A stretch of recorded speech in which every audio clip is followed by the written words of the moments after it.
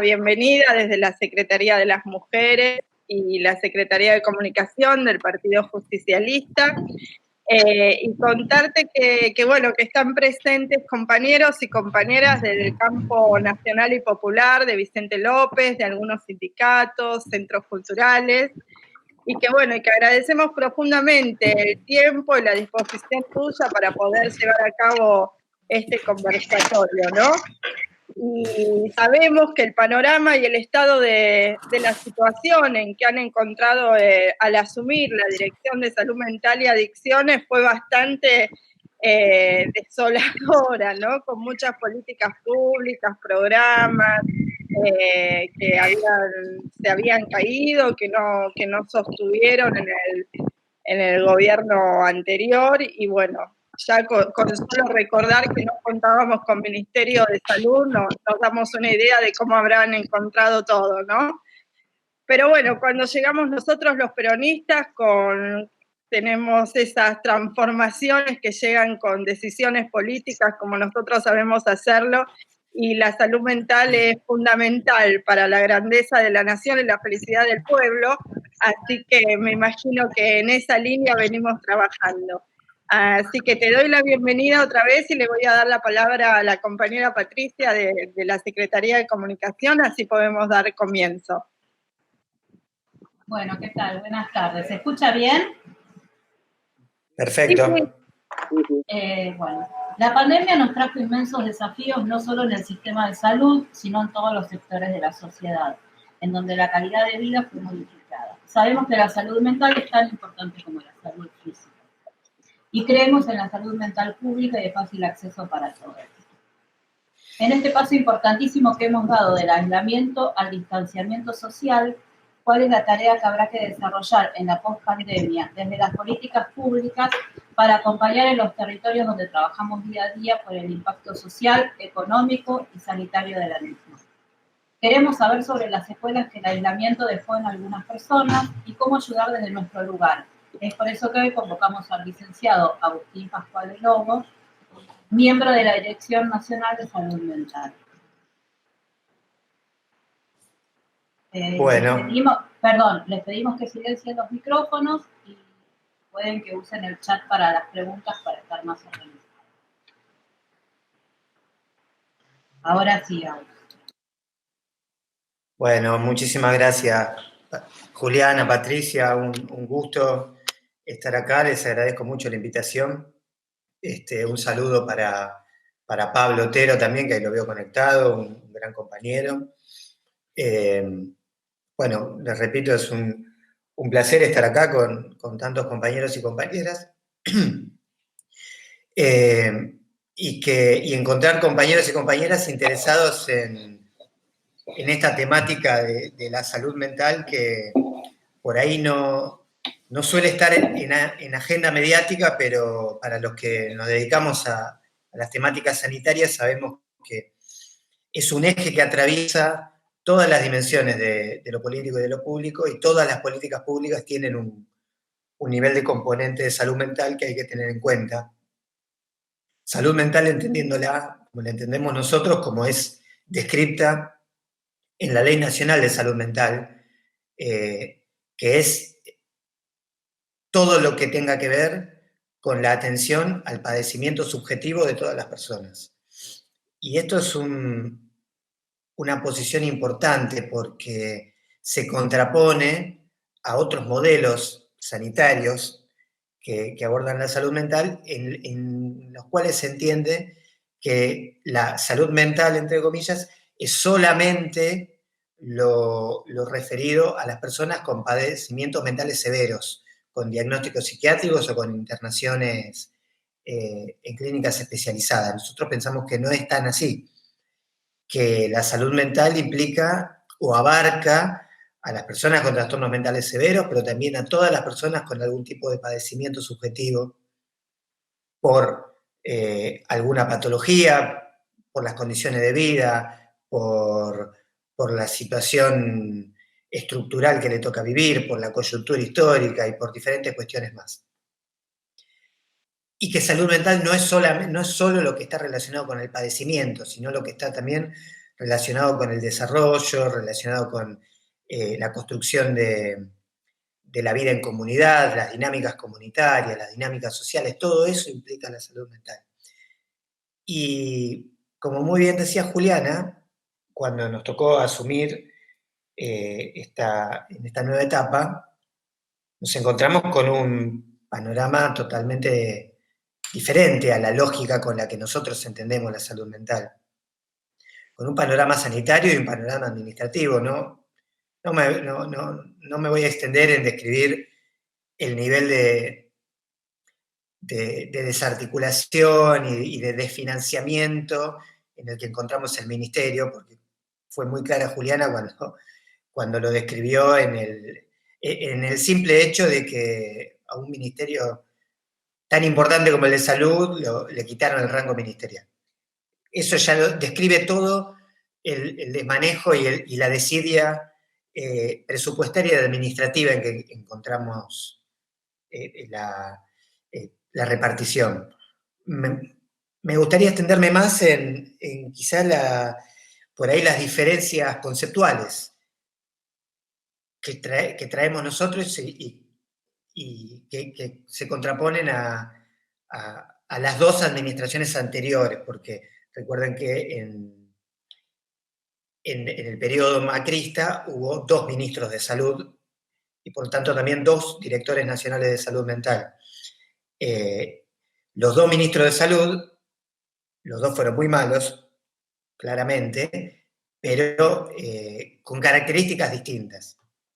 Y me gustaría describirlo un poco para que se entienda también la complejidad de la tarea que nos toca hoy. Nos encontramos con una Dirección Nacional de Salud Mental que, a diferencia de lo que sucedió en muchas otras áreas de la administración pública durante el periodo macrista, en que fue una administración que creo que todos acordamos en que estuvo en contra de los intereses populares, en contra de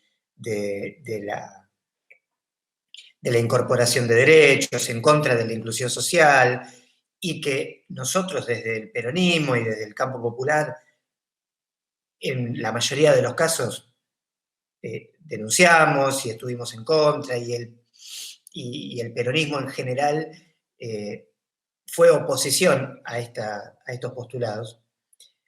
En salud mental nos encontramos con el caso paradigmático de un área que había hecho todo lo que pudo por desarticular todas las políticas existentes en materia de salud mental tendientes a la inclusión y tendientes a la multidisciplinariedad y a la transformación del sistema de salud, pero que pese a eso, por algunos motivos que ahora si quieren podemos desarrollar, a diferencia de las otras áreas de la administración macrista, en este caso contaba con el apoyo y la aprobación por parte de los compañeros de nuestro lado. ¿Por qué? Por varios motivos.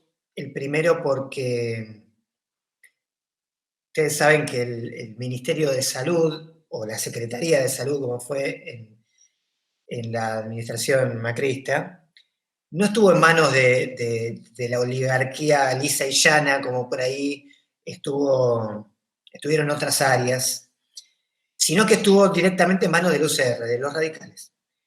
Y los radicales tienen históricamente un vínculo, una sociedad, más que un vínculo, una sociedad, con la OPS, la Organización Panamericana de la Salud, que es el brazo americano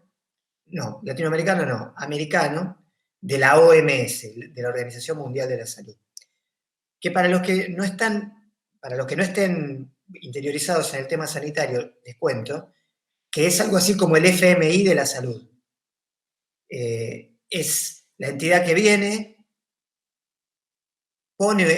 ni siquiera financia, pone algunos fondos en algún programa y a cambio pretende dictaminar cuáles van a ser las políticas sanitarias de un país. La misma lógica del FMI, pero en el plano sanitario. Así funciona la OMS y en particular la OPS con sede en Washington. Los radicales históricamente siempre tuvieron una muy buena sociedad con la OPS, entonces se llevaban muy bien.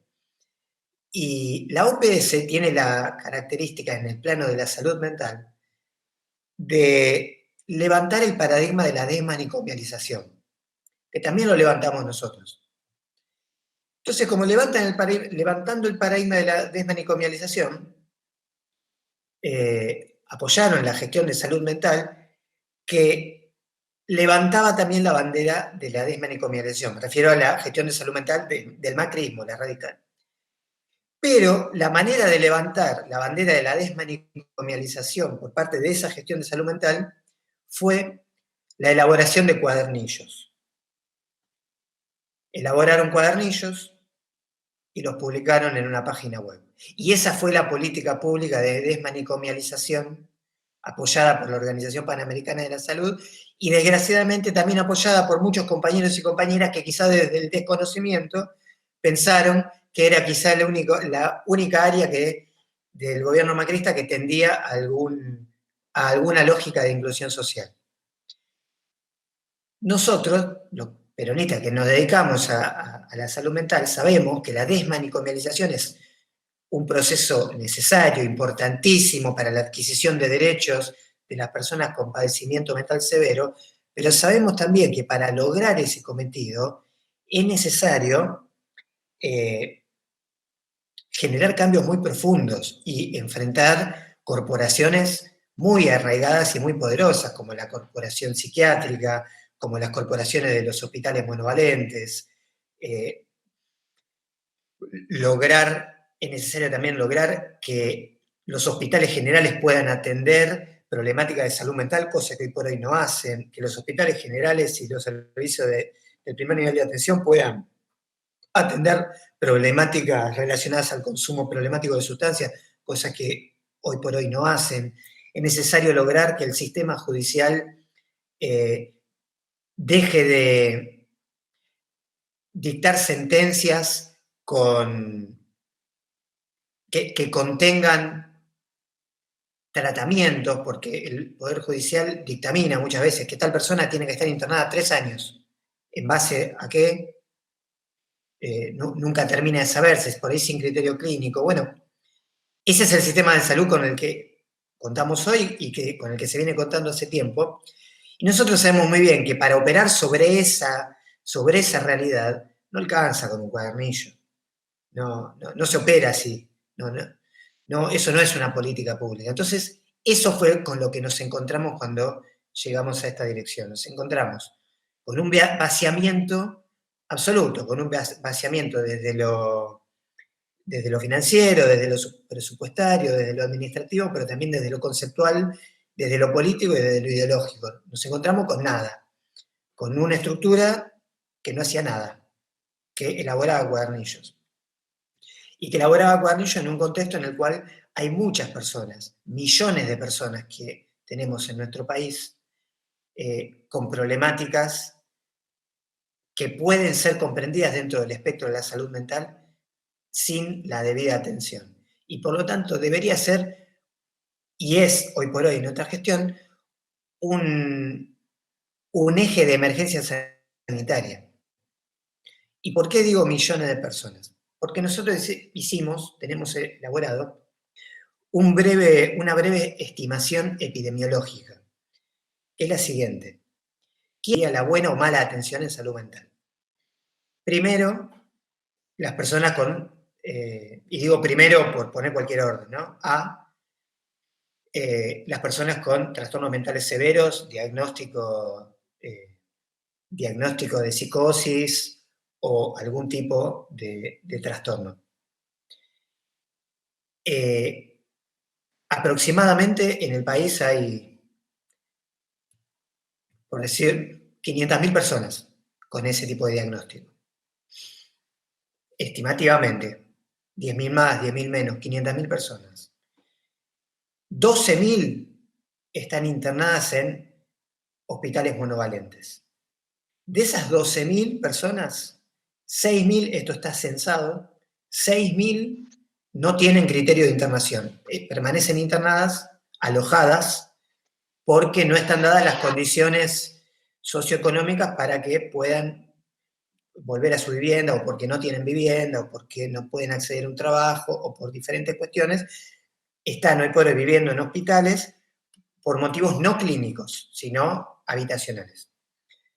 Otras 6.000 tienen criterio de internación. Y muchas más tienen problemáticas para acceder a una atención. Y en esas problemáticas para acceder a la atención encontramos dos variables. La falta de acceso, que son las personas con problemáticas de trastornos mentales severos que viven en ubicaciones geográficas, como nos pasa en muchas de nuestras provincias del norte, o en algunas partes de la Patagonia, o en el conurbano bonaerense, donde no existen, no hay profesionales especializados que puedan atender estas problemáticas. Y no hay, no porque no existan los psiquiatras, o los psicólogos, o los neurólogos, sino porque no ha habido históricamente un planeamiento estratégico de repartición y distribución de los recursos humanos especializados. Y los recursos humanos especializados estamos distribuidos territorialmente con la lógica del mercado. Los profesionales especializados por lo general están en los centros urbanos, que es donde pueden tener una parte de la jornada laboral en un hospital público, otra jornada en un hospital privado y otra parte de la jornada manejando la mayor cantidad de los ingresos económicos, que es con los pacientes particulares. Entonces es mucho más negocio ser un profesional especializado en un centro urbano que en un área rural o en un área no rural, pero no tan urbanizada o con no tanta densidad de población. Entonces nos encontramos con una enorme cantidad de densidad de especializaciones en Buenos Aires, en Córdoba y en Rosario, y una ausencia tremenda y una carencia tremenda de especializaciones en todo el resto del país, siendo nosotros el séptimo país más extenso, o el octavo país más extenso del mundo. Tenemos una de las distribuciones de los recursos humanos estratégicos en salud menos planificadas del mundo. Y esto es una problemática que lamentablemente no se la podemos atribuir solamente al macrismo. Esto viene de años, desde que lamentablemente Perón se peleó con Ramón Carrillo y se abandonó el sistema de planeamiento sanitario. Pero ahí tenemos solo una parte.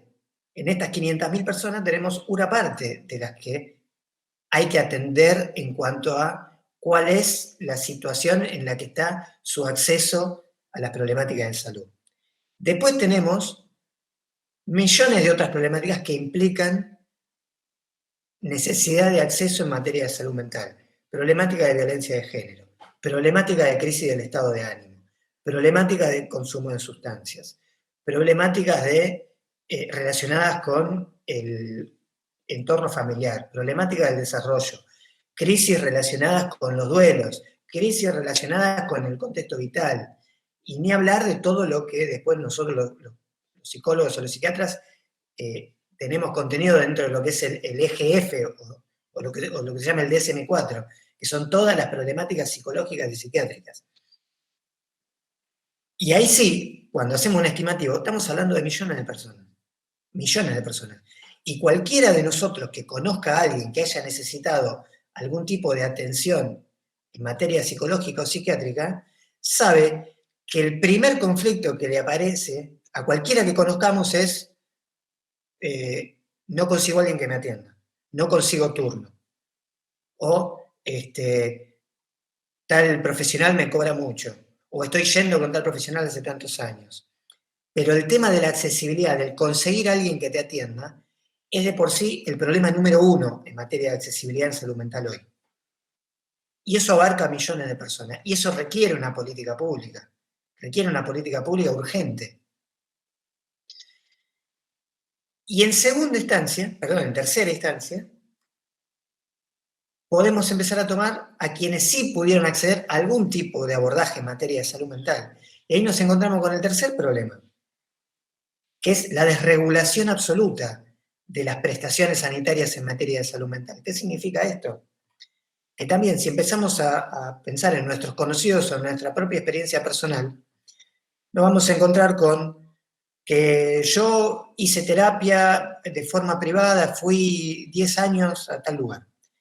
Otro conocido fue al hospital Álvarez y lo atendieron y fue 5 veces y lo atendieron con determinado encuadre. A tal otro lo agarró un psiquiatra y lo medicó enseguida.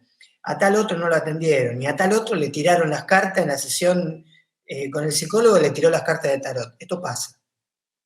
Yo no sé si está bien o está mal. Lo que sí sé es que está totalmente desregulado y que los profesionales de la salud mental adentro de los consultorios hacemos lo que queremos y nadie nos regula, nadie nos controla, ni siquiera el paciente.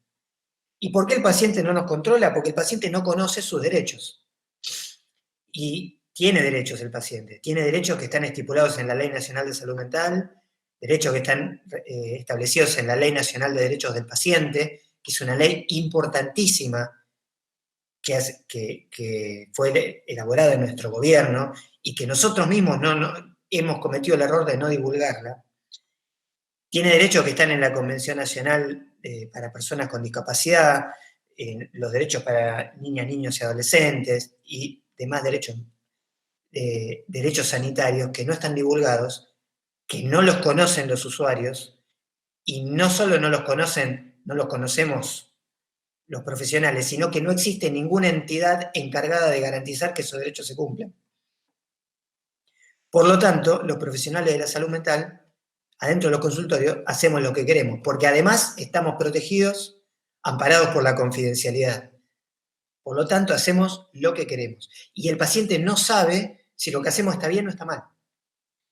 Esto nos diferencia un poco de otras ramas de la salud, porque por ahí está más difundido.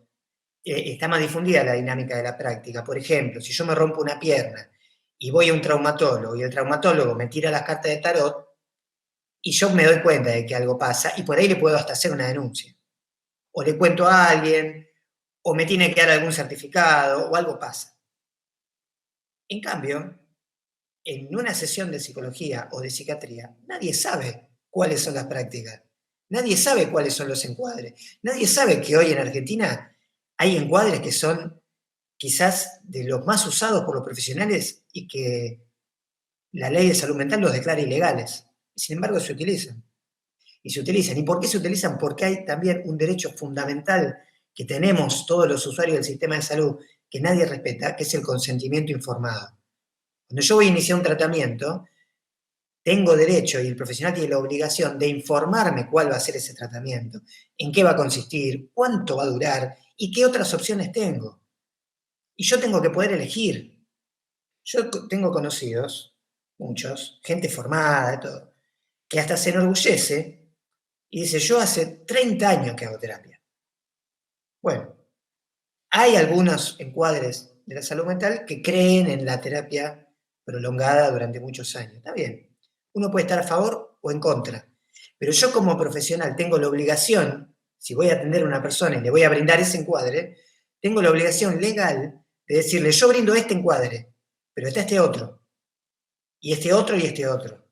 No puedo ocultarle ese costado de la información, mucho más cuando el abordaje que yo estoy proponiendo implica plazos tan largos, plazos de años. A nadie se le ocurre en otra rama de la salud que va a iniciar un tratamiento que puede durar 15 años y nadie se lo va a explicar, ni nadie le va a decir nada. Es impensable. Bueno, la salud mental es así, y nadie lo regula, y está todo bien. Bueno, esa falta de regulación genera una vulneración de derechos enorme en millones de personas. Y esas son las cuestiones que nosotros creemos que tienen que ser objeto de una política pública. Y en el marco de todo esto que nos planteamos antes de asumir y nos planteamos una vez asumido, a los 2 meses de haber asumido, se desata la pandemia y la cuarentena. Y desarrollo esto para ir cerrando, para no extenderme mucho. Y por ahí desarrollé un poco esta introducción, porque lo que nos encontramos desde el punto de vista de la salud mental, y no solo de la salud mental, desde el punto de vista sanitario, cuando comenzó esta pandemia fue que lo que vino a desnudar, si se quiere, la pandemia, fue la enorme fragilidad del sistema de salud, de nuestro sistema de salud. Que no es que se colapsó por la pandemia, siempre estuvo colapsado. Los hospitales del conurbano bonaerense y la capital federal públicos siempre estuvieron colapsados. Las obras sociales brindan servicios paupérrimos en cuanto a cobertura y en cuanto a accesibilidad. Y ya lo hacían antes de que existiera la pandemia. La diferencia de nuestra posición es que nosotros pensamos que ese colapso del sistema de salud no es por falta de recursos. Nosotros creemos que nuestro sistema de salud tiene muchos recursos humanos y muchos recursos económicos. Somos uno de los países latinoamericanos que mayor porcentaje de su PBI destina al sistema de salud. Lo que tiene es una distribución incoherente, una falta de planificación absoluta y una regulación por parte de los mismos intereses corporativos que deben ser regulados. Y para que se den una idea, en la época, para describir un poco la gestión macrista, el último ministro, Adolfo Rubinstein, es el histórico gerente del Hospital Italiano. Salió del Hospital Italiano y se metió en el Ministerio de Salud a regular el Hospital Italiano. Y se fue del Ministerio de Salud y volvió al Hospital Italiano. ¿Qué tipo de regulación, qué tipo de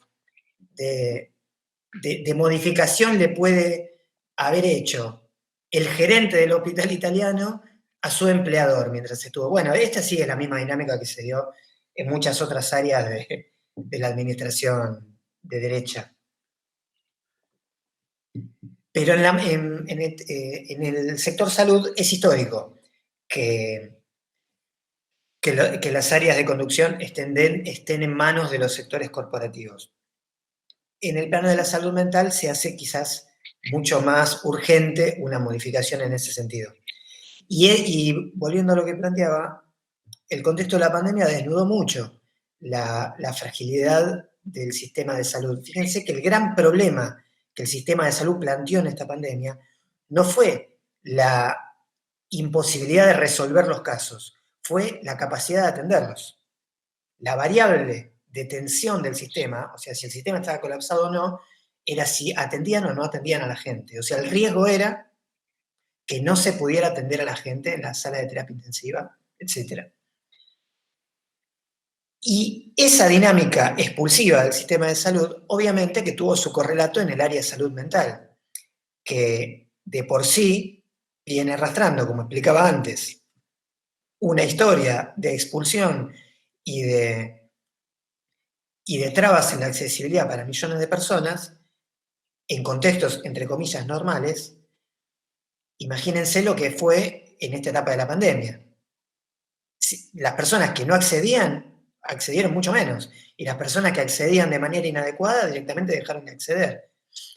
Y a esta modificación del sistema de salud que nosotros nos planteamos como objetivo cuando empezamos, tuvimos lamentablemente que meterle a 2 meses de empezar la gestión, meterle un volantazo que fue el de empezar a cubrir los baches de personas que estaban en estas condiciones, de personas que estaban recibiendo algún tipo de tratamiento que no se podía suspender y que dejaron de recibirlo a causa de la pandemia.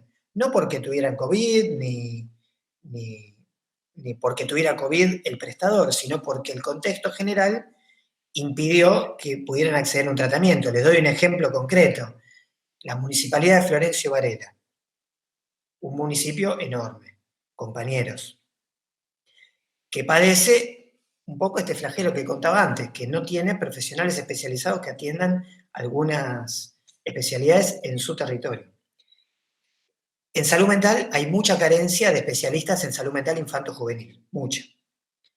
Es una de las áreas donde falta mucho, no es que falta, está mal distribuido el personal.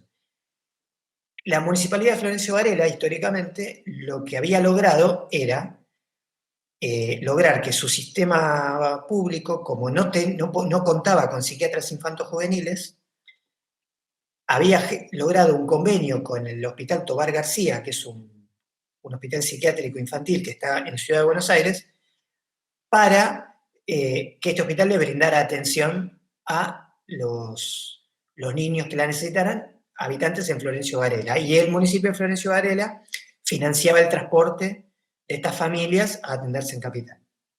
Ya de por sí es un sistema que no es el mejor, por cuestiones obvias, pero fue lo que los compañeros municipales pudieron lograr en el contexto que describíamos antes.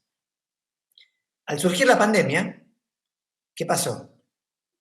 Se suspendió el transporte interjurisdiccional. Entonces, trasladarse de Varela a Capital, que ya de por sí es un viaje muy largo en transporte público, pasó directamente de ser muy difícil a ser imposible. En casos clínicos que no pueden suspender los tratamientos, al igual que los tratamientos oncológicos, cardiológicos y muchos más, hay tratamientos de salud mental que no pueden suspenderse.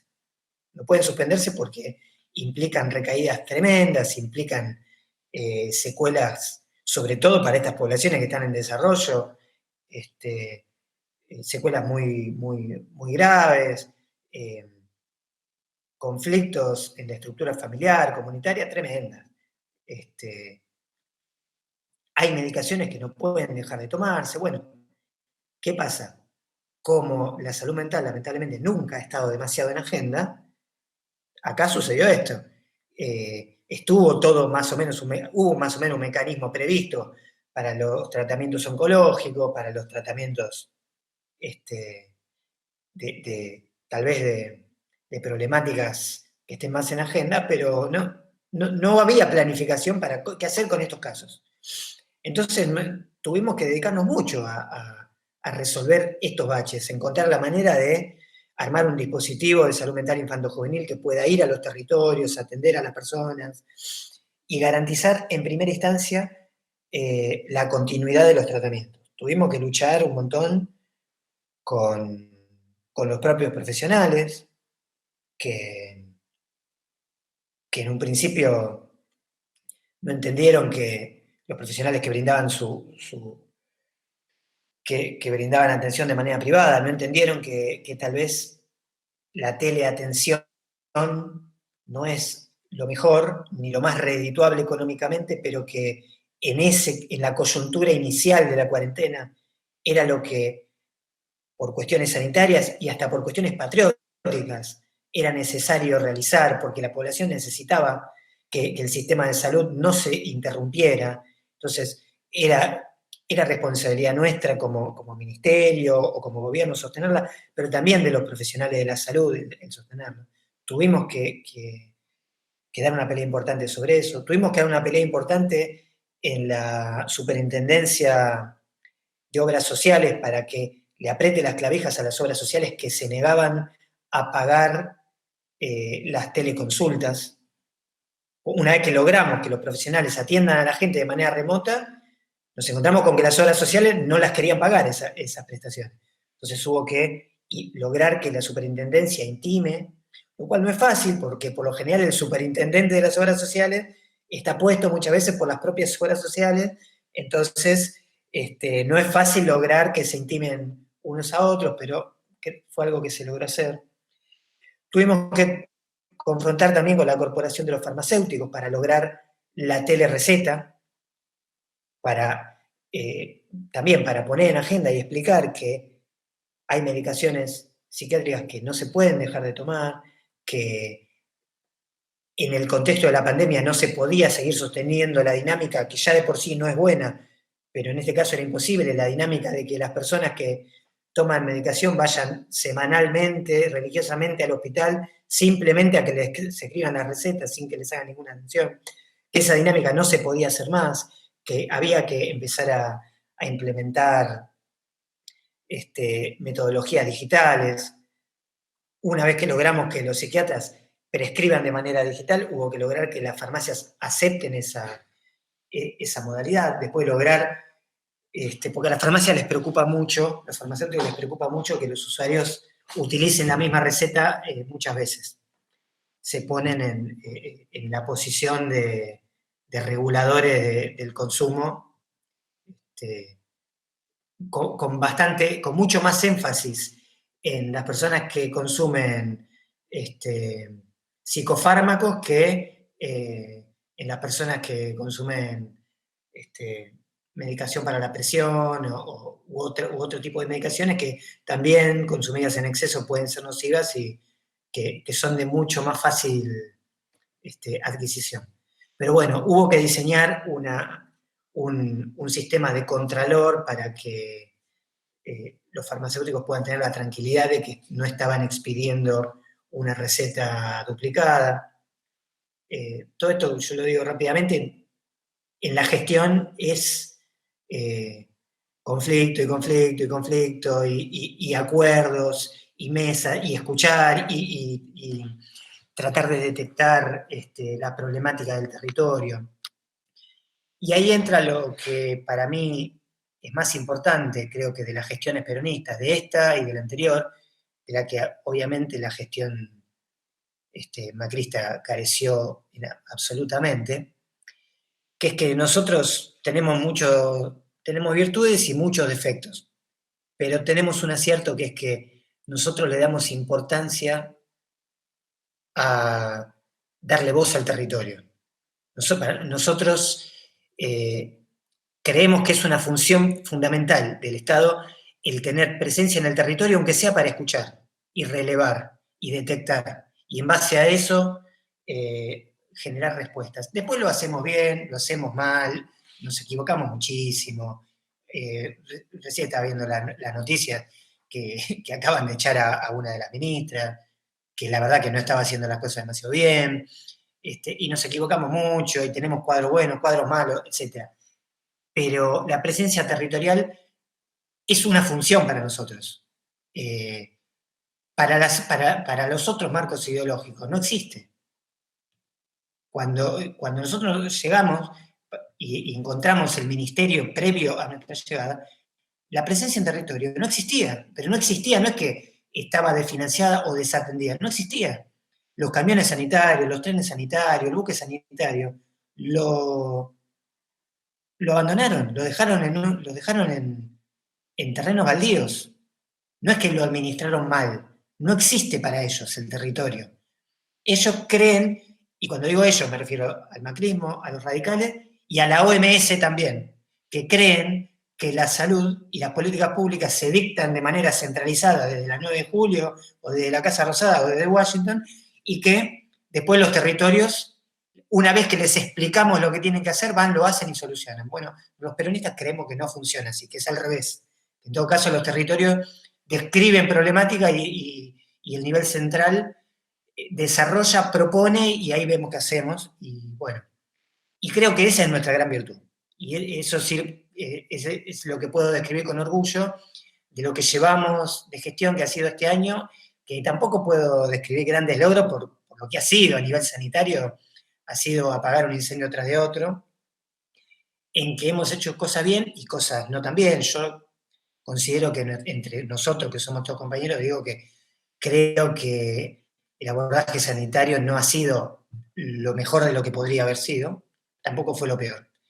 Pero sí creo y reivindico el peso que desde el nivel central del Ministerio y de la Presidencia se le dio a las jurisdicciones y dentro de las jurisdicciones a los territorios específicos. Insisto, de las jurisdicciones, de las provincias, de los municipios, y dentro de las provincias y de los municipios, a los barrios, a las organizaciones sociales, a las instituciones, a los partidos políticos y a los compañeros y compañeras. Creo que vos han tenido, y en todo caso habremos acertado y habremos fallado en dar respuestas, pero creo que al menos ese diferencial hemos tenido con la gestión anterior. Y a partir de ahora queda construir sobre lo que, insisto con lo que dije al principio, un sistema de salud que es un desastre, que es de los peores, al menos, no digo del mundo, pero de América, de los peores. No por carencia, sino por la desregulación absoluta que tiene, por la falta de planeamiento y estrategia pública que ha tenido en los últimos 40 años, desgraciadamente. y ahí tenemos todo para hacer. Y esperemos que en los próximos 3 años podamos generar algún cambio significativo en ese sentido. Así que bueno, les agradezco mucho el espacio. Para mí es un gusto hablar con compañeros, sobre todo sobre estos temas. Y bueno, quedo abierto para el aporte que cualquier compañero o compañera quiera hacer. Bueno, muchas gracias, Agustín. Realmente súper, súper clara tu exposición y la verdad que nos quedamos más de una y más de uno sorprendidos por estas cuestiones que claro, lo escuchamos y nos cae la ficha, ¿no? Esto que hablábamos de los abordajes, lo de la Ley Nacional de Derechos al Paciente y demás. Ahí te cae la ficha, ¿no? Que sí, que ahora escuchando otra voz con esta claridad, es maravilloso y por eso yo creo que es muy valioso estos encuentros y estos conversatorios de poder hablar entre compañeros, así que te vuelvo a agradecer y bueno, y dejo abierto el micrófono a quien quiera hacer una pregunta, Agustín, o aportar. Quiero agradecer a compañeros que se fueron sumando, de la Jaureche, la concejal Marcela Cortelas Córdoba, concejal del bloque del Frente de Todos, de Vicente López. Así que bueno, dejo abierto el micrófono para quien quiera preguntar. Dale, Marce, sí, vamos libre, total, vamos bien. Bueno, gracias Juli por la actividad, al PJ, me parece muy importante. Gracias Agustín, compañeros, por estar acá. Yo soy psicóloga, así que me atraviesan todas tus palabras y también el sistema de salud que tenemos. Comparto el diagnóstico. Sí creo que hace falta inversión, pero una inversión con una planificación estratégica que no tenemos aún. Creo que siempre la salud mental estuvo rezagada dentro de las prioridades, o sea, nunca fue una prioridad y nos costó ponernos de acuerdo en qué es la salud mental de la población o de los argentinos y las argentinas, como para también hacer un diseño acabado de eso, ¿no? Digo porque nuestro sector, más allá de que nosotros tenemos muchos psicólogos y psicólogas, digamos, competimos ahí con Francia y que todos estamos en los centros urbanos y demás, creo que también la precarización del recurso humano, digo, desde las concurrencias hasta la actividad honorem que siempre hacemos en todos los espacios, también impacta en la profesionalidad, en el diseño, en la continuidad, en varias cuestiones. Digo, más allá de los encuadres, los marcos teóricos, yo creo que también hay que dejar en claro de que no todos los pacientes pueden hacer el mismo tratamiento. Creo que hay que apostar más a la psicología comunitaria, a los espacios más de psicología institucional. Creo que ni siquiera lo tenemos, no tenemos equipos interdisciplinarios que atiendan esto en el Estado mismo, que creo que hace falta más interdisciplinaridad en el Estado, ¿no? Porque tenemos un Estado, ahora lo retomamos, y digo, más allá de pensar que tuvimos una década ganada, no tenemos un Estado planificado. Si uno conoce la provincia de Buenos Aires, sabe que el Estado, yo aparte soy de UPCN, digo, como empleada pública, no hay una planificación estratégica del Estado. Y como no hay esa planificación estratégica, no hay en salud mental. Digo que creo que hay que hacer una gestión de calidad, y no entendía en el mal sentido, sino como que habría que revisar absolutamente todas las cuestiones. Pero sí creo que hace falta inversión en salud mental. comparto muchas de las que estamos acá y muchos trabajamos en niñez y adolescencia, el tema de conseguir un psiquiatra infanto-juvenil a veces es una tarea titánica. Si bien logramos por un reclamo de años en Vicente López, logramos 3, que antes no los teníamos.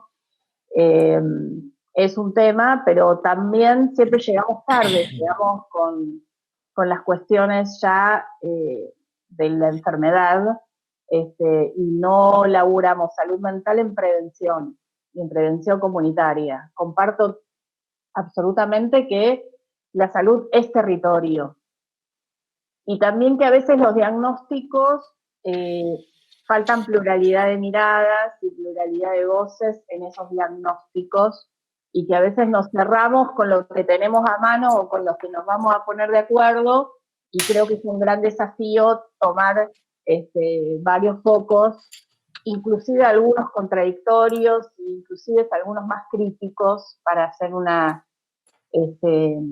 para poder tener todo lo que hicimos para hacer una gran planificación.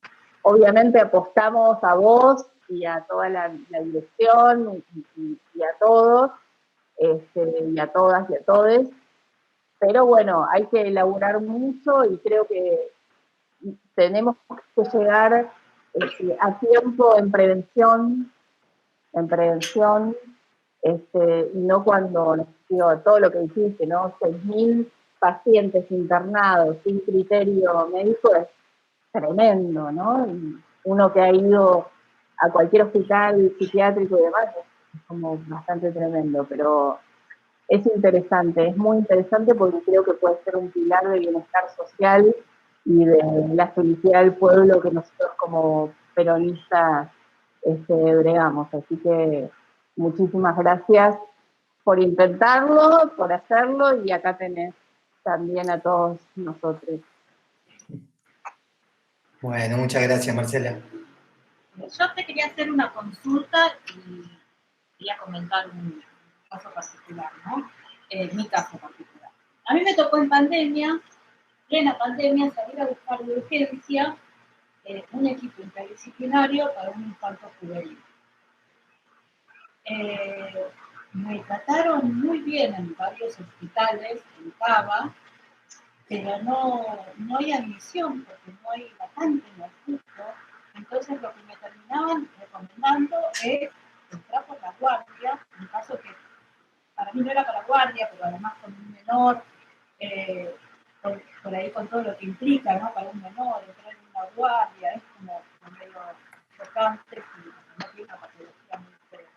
Yo tuve la posibilidad tengo la posibilidad por suerte de ajustarme mucho y pagar privado, y la verdad es que conseguir dos profesionales, por lo menos muy conformes.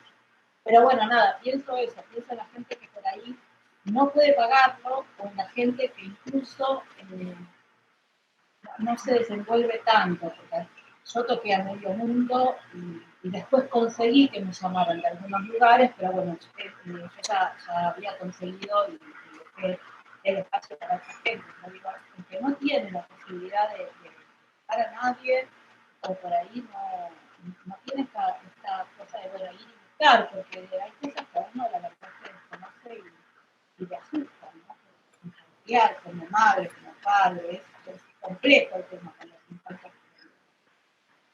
Eso por un lado. Entonces, en base a eso te quería preguntar, como a mí me sucedió esto en pandemia, digo, ¿hay algún estudio que estén haciendo o algo que a ustedes les dé idea por dónde se va a disparar todo esto cuando termine esta pandemia? Porque mucha gente, ¿no? Hay mucha gente que está con ataques de pánico que no tuvo antes y otras patologías que por ahí tienen que ver con la ansiedad. No sé si ya hay un estudio sobre eso o si tienen una idea posterior qué es lo que habría que abordar. Bueno,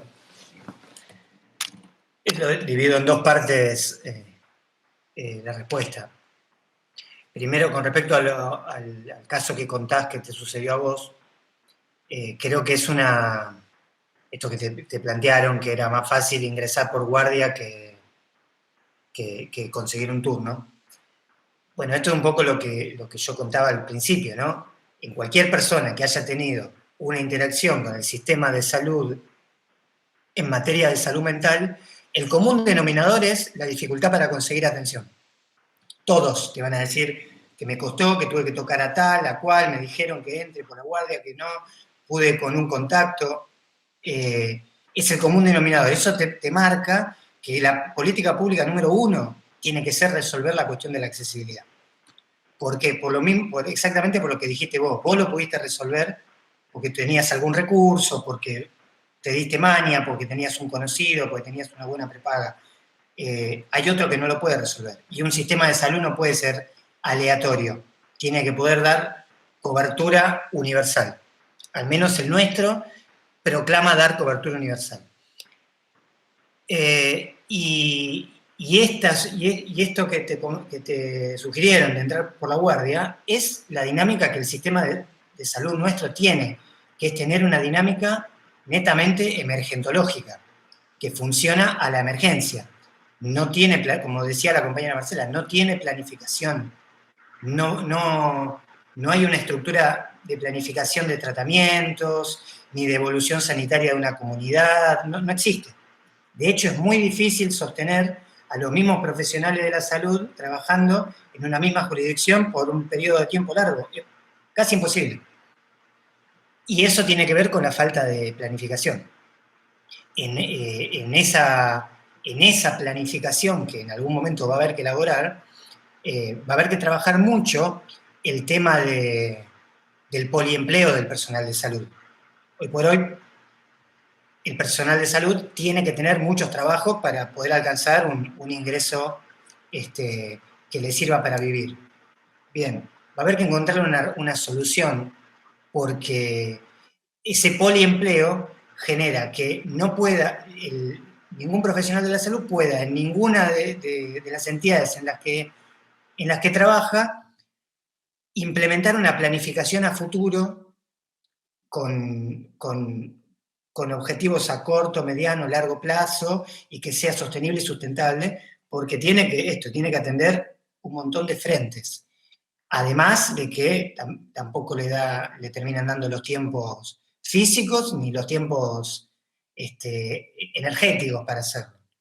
Y si a eso le podemos sumar que en esta pandemia el principal vector de contagio que hubo fue el poliempleo del personal de salud. El vector es, digamos, el mecanismo de contagio. El principal mecanismo de contagio, el vector de contagio número 1 que hubo en esta pandemia, que lleva 33.000 muertos, en nuestro país fue el poliempleo del personal de salud. Lo cual, esto no trasciende, pero no es joda. Para que se den una idea, en la colonia, y ya voy a la pregunta que me hiciste, pero cuento esto. Le doy el ejemplo de la colonia Montes de Oca. Es una colonia para personas con discapacidad intelectual que tiene 500 personas alojadas. Queda en Luján, casi llegando a Exaltación de la Cruz, en una comunidad que se llama Torres, muy aislada. Son personas con discapacidad intelectual que llevan por ahí alojadas en el manicomio 25, 30, 40 años, por lo que tienen un montón de comorbilidades, desde las relacionadas con la edad a un montón de otras comorbilidades que muchas veces van aparejadas con algunas de las problemáticas de discapacidad intelectual. O sea, son población de riesgo, 500 personas de población de riesgo, que viven en un ámbito cerrado. O sea, es un lugar que desde el punto de vista epidemiológico es uno de los lugares, igual que los geriátricos, que hay que preservar de que ahí no ingrese el virus, porque es el lugar ideal para que el virus se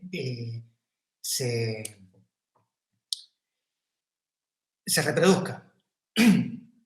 Bueno, para hacérselas cortas, el virus entró por el poliempleo de los profesionales de la salud, porque los enfermeros que trabajan en la Monte de Oca también trabajan en la Open Door, que es otra colonia enorme, que tiene 1.000 usuarios, que está también ahí en Luján, y trabajan en un privado, y es imposible controlar desde una institución. Esto independientemente de si está bien o no la existencia de la Monte de Oca, pero digo, desde quienes gestionan la Monte de Oca pueden más o menos regular lo que pase adentro de su institución, no pueden regular las normas de bioseguridad que haya en el Open Door o que haya en las clínicas privadas o en otro lado donde todos sus trabajadores trabajan. Y se metió ahí el virus, y es un problema sanitario lo que pueda llegar a pasar con esas personas. Porque aparte es una población que tampoco están dadas las condiciones desde el punto de vista psicosocial para generar por sobre el aislamiento social que ya viven, además imprimirles un nuevo aislamiento, un confinamiento para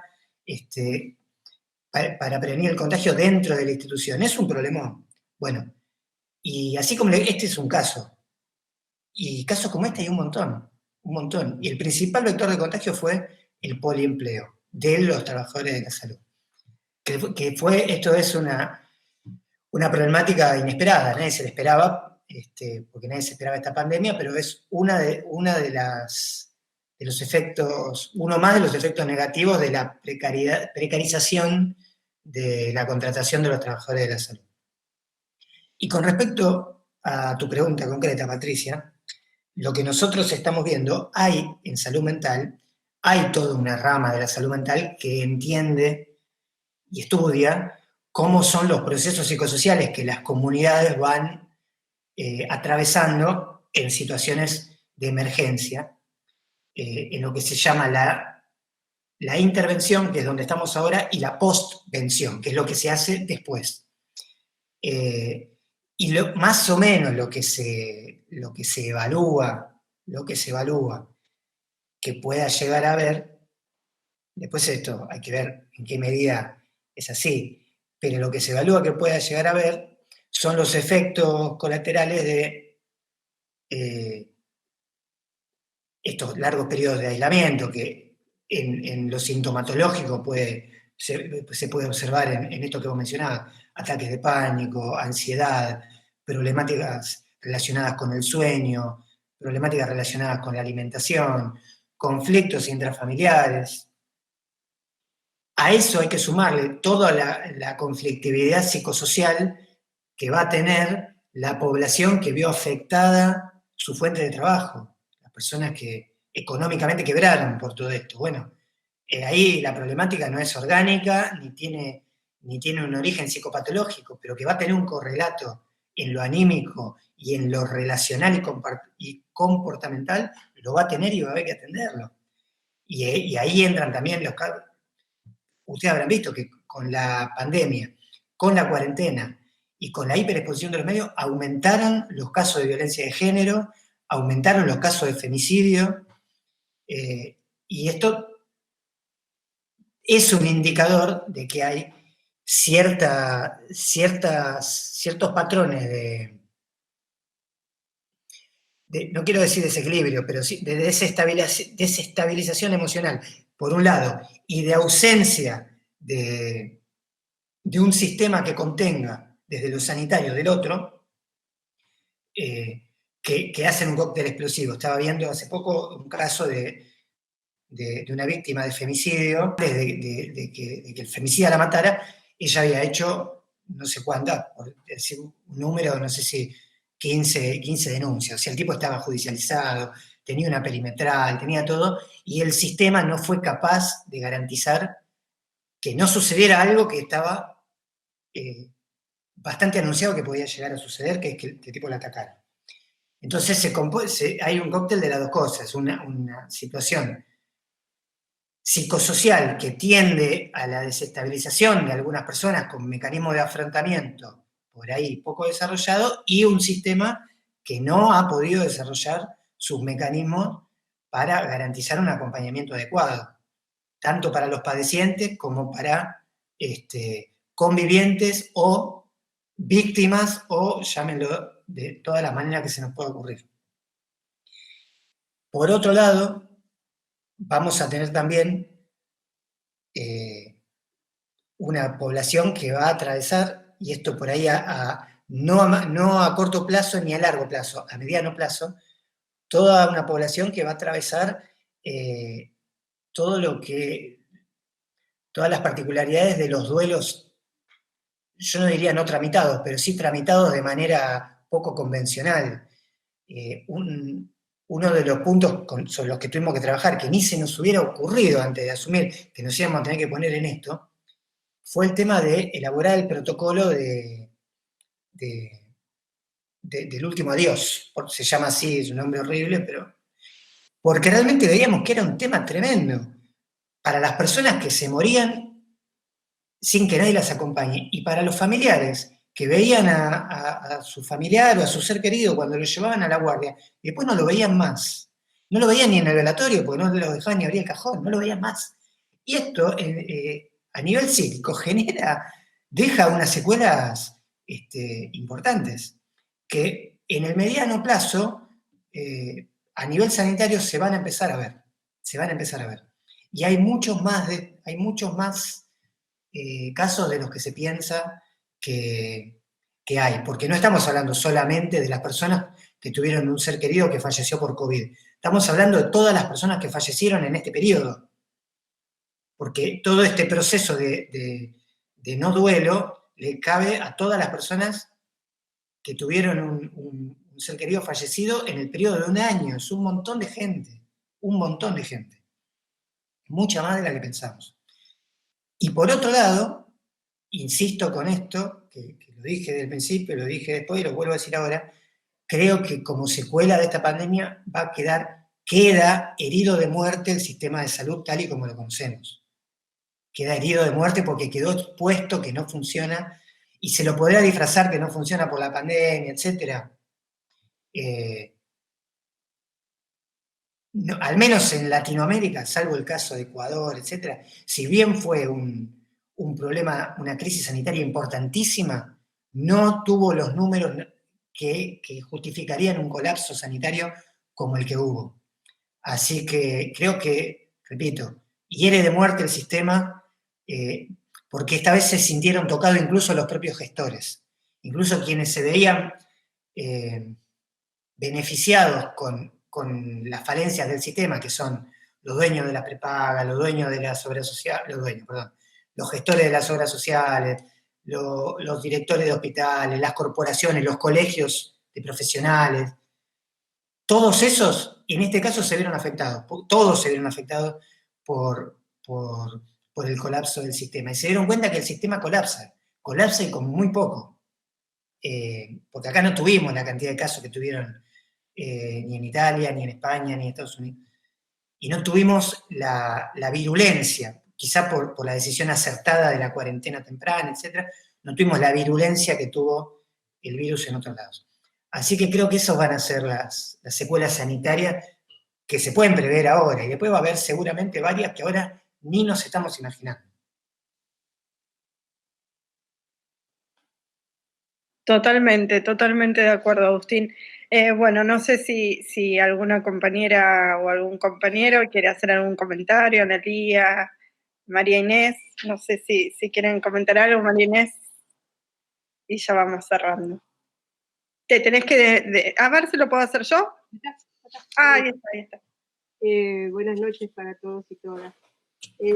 Agustín, es un gusto haberte escuchado. La verdad que nos hiciste una pintura de excelencia del estado actual de nuestra sanidad. Yo me presento, soy médica, mi especialidad es y fue la ginecología.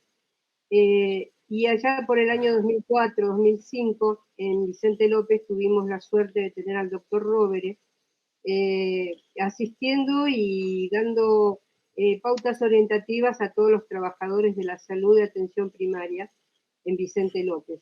Y él nos presentó varios sistemas de salud del mundo de aquel momento, y yo me quedé, la verdad, muy prendada del sistema de salud canadiense, donde una vez que algún agente de salud se recibe, tiene que optar por trabajar en la medicina, en la salud pública o en la salud privada.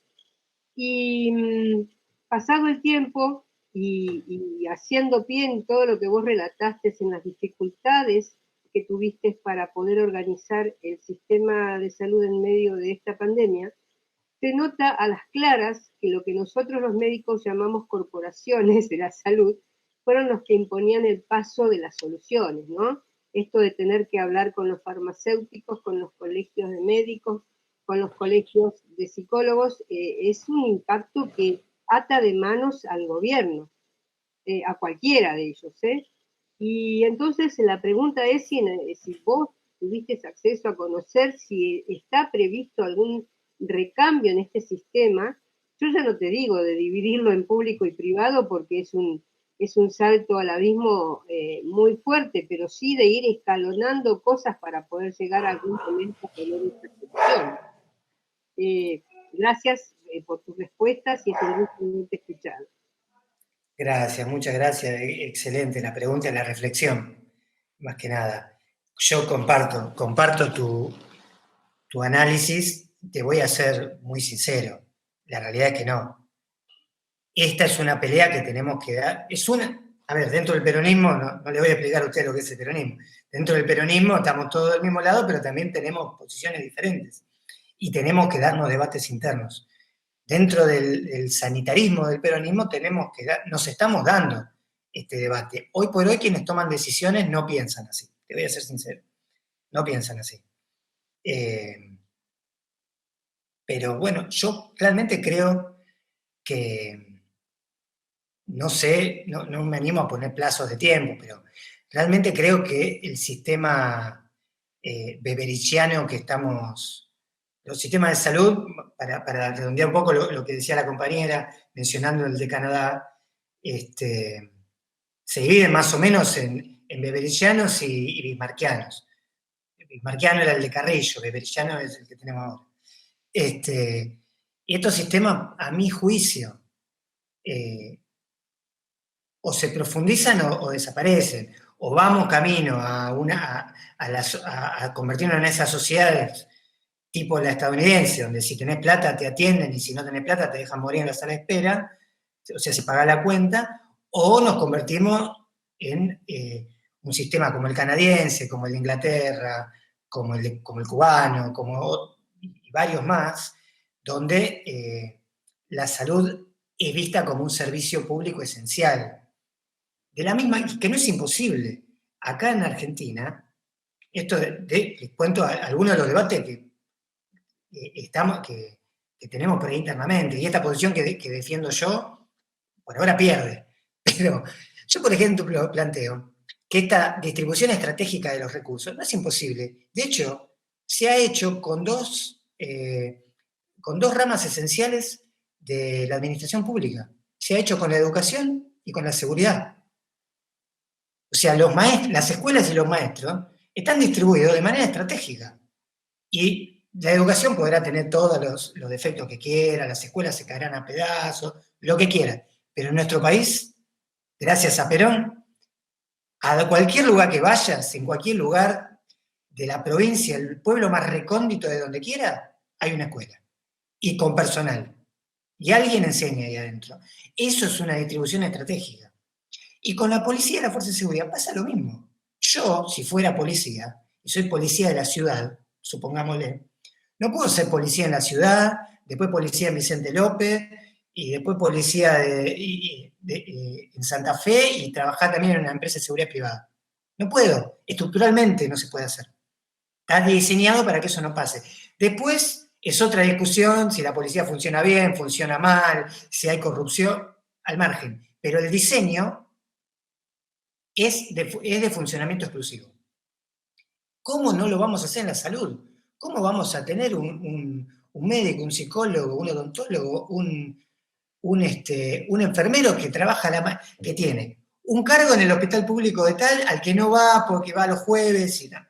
Después de ahí se va a un sanatorio donde atiende 2 horas. Tiene cargo por 5, pero son 2 horas pero se va a otro que queda en la otra punta de la ciudad y después va a otra clínica y además atiende en la casa y al final no atiende en ningún lado. Es una locura. Es una locura. No es el sistema de salud de la nación desarrollada que nosotros queremos ser. Por eso yo pienso que en algún momento ese cambio sistemático va a tener que ocurrir. O, si no ocurre, va a acompañar el derrumbe que de todas las instituciones. Yo creo que en algún momento va a tener que ocurrir. Ahora, la realidad es que hoy en agenda de los cuadros políticos de primer nivel que toman decisiones sanitarias no está. Hola, Agustín. Perdón por la honestidad brutal. ¿Puedo, Juli, preguntar? Sí, Sí, dale. sí. Bueno, en principio, agradecer la invitación a esta charla tan interesante, agradecerte, Agustín, por los conceptos. Y esto que hablabas vos del poliempleo del personal de salud está también muy ligado al poliempleo de los docentes. La pregunta apunta un poco a cómo se está trabajando, articulando con educación, para reforzar los gabinetes de las escuelas, crearlos donde las escuelas que no existen, para después reparar un poco esta cuestión de la falta de sociabilización que han tenido los chicos durante todo este año.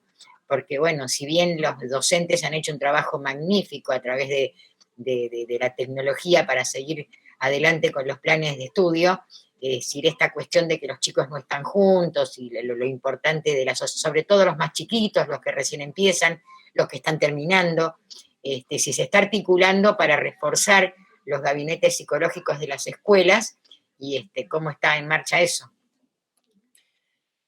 Muy buena pregunta. Nosotros en ese sentido, te cuento lo que hicimos nosotros en la Dirección de Salud Mental. Desde el primer momento, la verdad que fue una idea que, voy a ser sincero, yo al principio no estaba de acuerdo. Yo no estoy, por lo general, muy de acuerdo con los ciclos de capacitación y las capacitaciones permanentes. Y no estaba muy de acuerdo, pero la realidad me mostró que estaba equivocado porque tuvo unos muy buenos efectos, esto que voy a contar.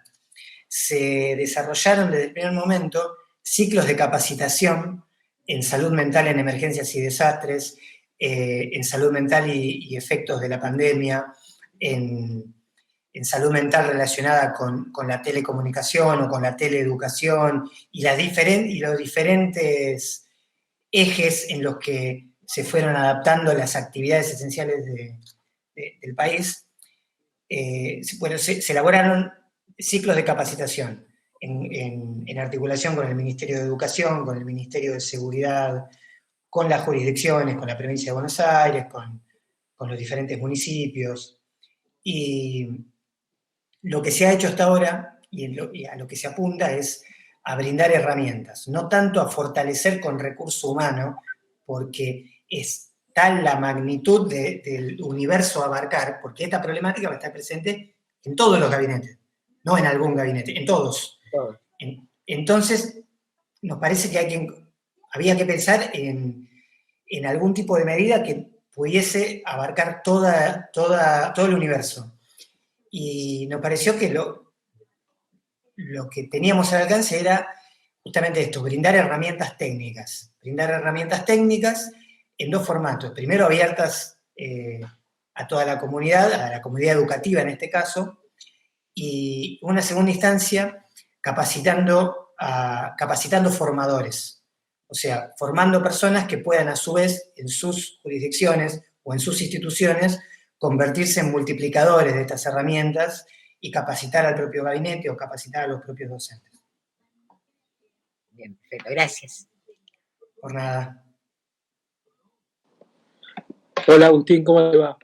¿Qué tal, Pablo? ¿Cómo estás? ¿Cómo va la cosa? Che, Agustín, quería que cuentes alguna anécdota del tren que vos tuviste y qué pasó, cómo ves eso, si se va a hacer algo. ¿Qué información tenés?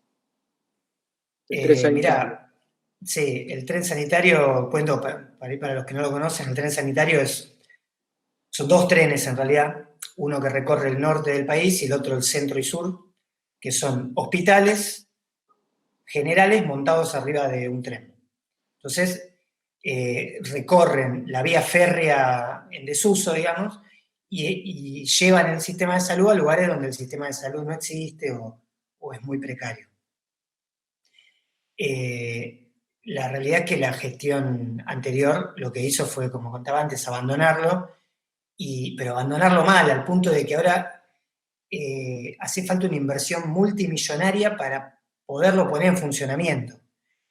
allá del gasto que implica que esto funcione, el gasto de su funcionamiento normal, que es bastante, es un recurso caro, además hay que hacer una inversión muy grande para que pueda volver a funcionar, está todo roto.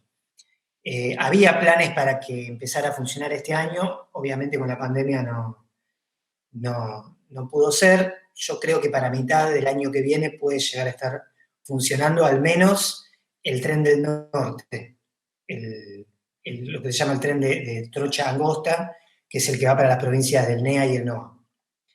Y una anécdota que puedo contar es, para ilustrar un poco lo que contaba antes de la falta de planificación y la falta de regulación que tenemos los profesionales de la salud, que hacemos lo que queremos, que bueno, algo que nos pasaba muchísimo, nos pasa, igual cada vez que atendemos a alguien en territorio esto pasa. Ustedes saben que uno de los puntos más importantes de la Ley Nacional de Derechos del Paciente, que insisto, es una de las leyes más importantes y más de avanzada que nuestro gobierno elaboró y que no es muy conocida lamentablemente, pero es una ley espectacular. Uno de los puntos esenciales que dice es que todo paciente tiene derecho a conocer y estar en posesión de una copia de su historia clínica. Y esto es importante, ¿por qué? Porque yo en mi historia clínica está escrita mi identidad sanitaria. Así como por ahí tenemos muy desarrollado las cuestiones de identidad en materia de derechos humanos, no tenemos el mismo desarrollo en materia sanitaria. En la historia clínica, ahí está descrito quién soy, cuál es mi estado de salud, qué diagnóstico tengo, qué problema de salud tengo, qué tratamiento me han recomendado, qué medicación tomé, qué medicación voy a tomar, y ahí está escrita toda mi vida sanitaria, mi vida sanitaria. Y es una aberración que ocurre en la mayoría de los casos, que a los pacientes las historias clínicas no se las dan, o le dan millones de vueltas para dárselas. Y muchas veces la historia clínica los pacientes la necesitan para tramitar subsidios, para tramitar certificados, para presentarla ante algún juzgado, y no se las dan, o le dan millones de vueltas, que cuando los pacientes son personas por ahí vulnerables, que por ahí no tienen mucho conocimiento del tema, o no están bien de salud, o no tienen los recursos, etcétera, desisten y no acceden a ellas. Y esto es una vulneración de derecho atroz, que la Ley Nacional de Derechos del Paciente la ataca de lleno, y la Ley Nacional de Salud Mental la ataca de lleno. Y los psicólogos en general somos muy defensores de la Ley Nacional de Salud Mental. Y una vez en un debate, surgió un debate en el tren sanitario que nos pasó que ocurría que llegaban muchas personas con trastornos mentales severos, que a todo dispositivo de salud territorial la gente llega por primera vez. Llega al dispositivo y la gente se acerca, está mal. Y llegaba gente con trastornos mentales severos, esquizofrenia, paranoia, psicosis de algún tipo, depresión, trastornos graves. Y contaban, venían sin el diagnóstico, venían y con sintomatología y decían, yo escucho voces, o yo hace una semana que no duermo, yo no estoy comiendo, o me quiero suicidar, que es la sintomatología de estas patologías. Y las personas, es muy común que contaban que habían hecho tratamiento por esa problemática, que habían hasta estado internadas en una institución y que habían tomado medicación. Perfecto, decíamos nosotros. ¿Qué medicación tomaba? Si te recetamos de vuelta. No sé. Tomaba una pastilla, tomaba 2 a la mañana y después una que era a la noche más chiquitita, era la mitad me daban a la noche, y a la mañana 2. Bueno, pero ¿qué medicación? No sé. Bueno, ¿dónde estuviste internado? No sé. Allá en la ciudad, en Santa Fe, y hay 25.000 clínicas y sanatorios en Santa Fe. ¿Y cómo se llamaba tu médico o tu psicólogo? No sé. Era el doctor Juancito, pero era médico o era psicólogo, no sé, era el doctor. Bueno.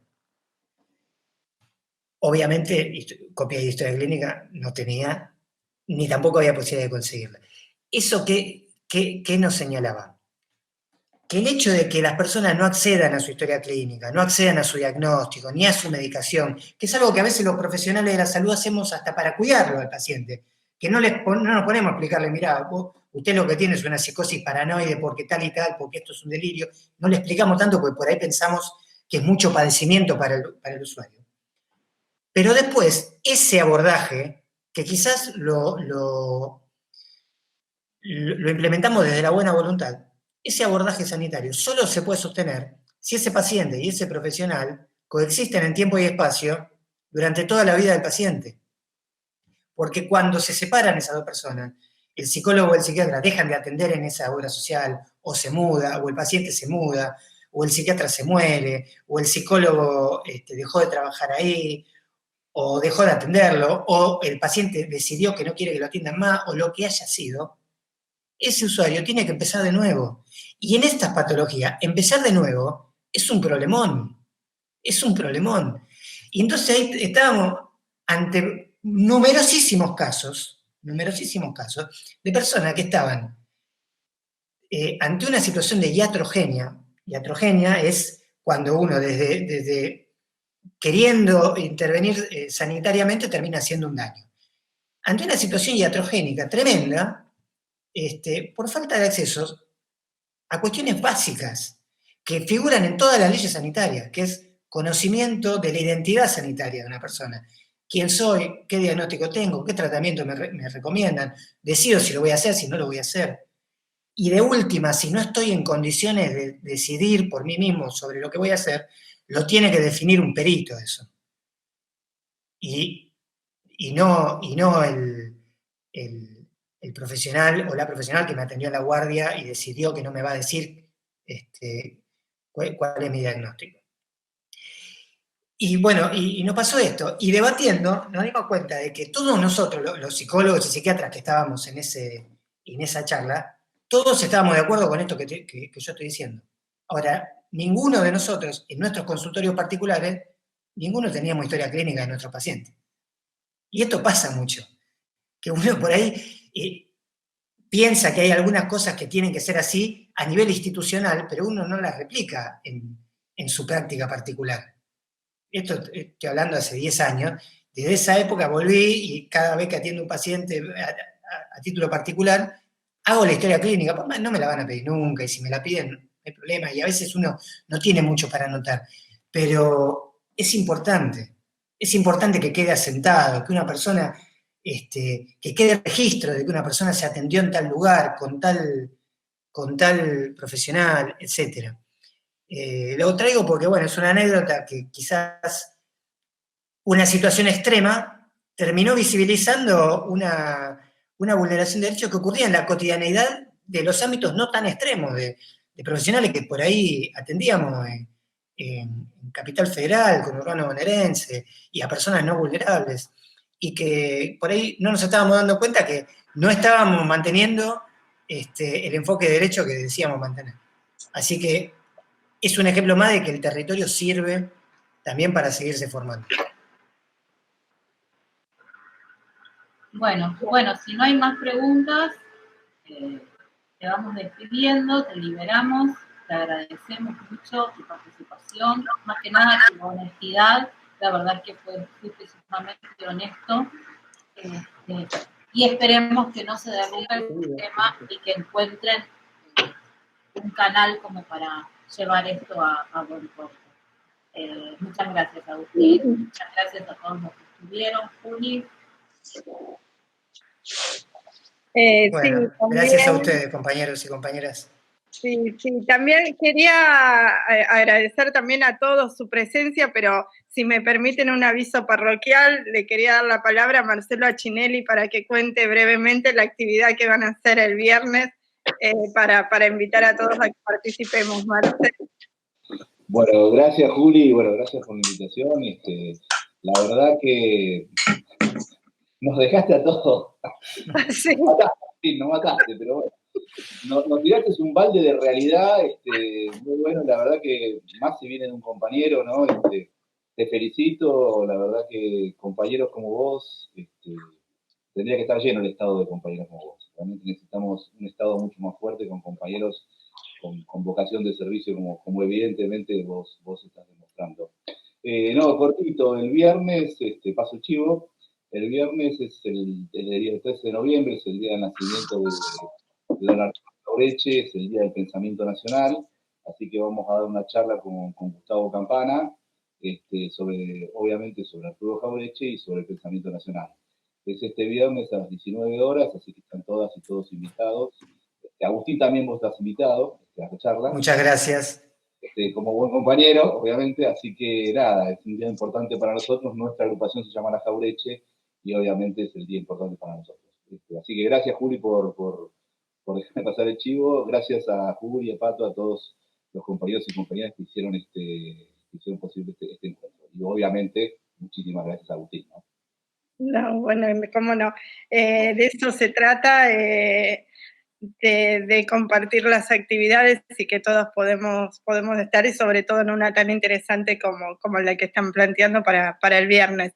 Así que bueno, Agustín, me queda nada más que agradecerte, realmente te agradezco el tiempo, la dedicación, la claridad, tu trabajo, el esfuerzo que le están poniendo día a día.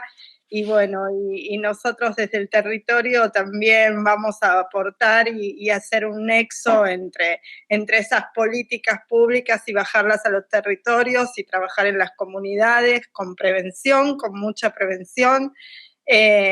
Así que bueno, nada más que agradecerte, y estamos a disposición acá en Vicente López, el Partido Justicialista y todo el campo nacional y popular, para lo que podamos ser útil. Así que muchas gracias. Gracias a ustedes por la invitación. La verdad me encantó la charla. Muchísimas gracias. Okay. Chao a todos, muchas gracias por estar. Gracias, compañero, muchas gracias. Chao, chao. Gracias. Muchas gracias.